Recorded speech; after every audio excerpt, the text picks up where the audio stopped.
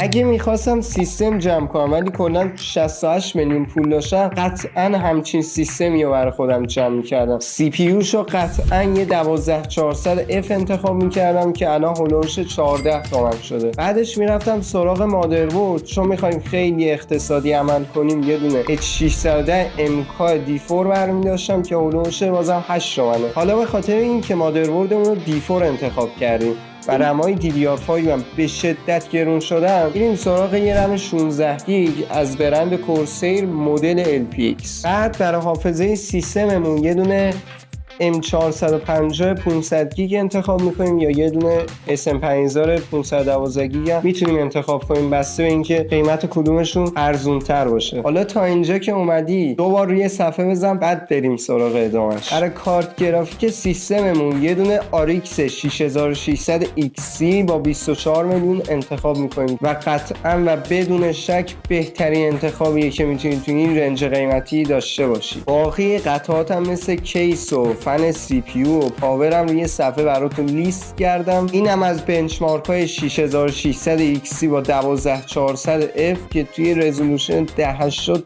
کامل جوابه. حالا اگه میخوای موقع خریدن سیستم سرت کلا نذارم، بودجت و با کاربری تو توی کامنت ها برام بنویس تا بهترین سیستمی که میتونی جمع کنی و برات بفرستم.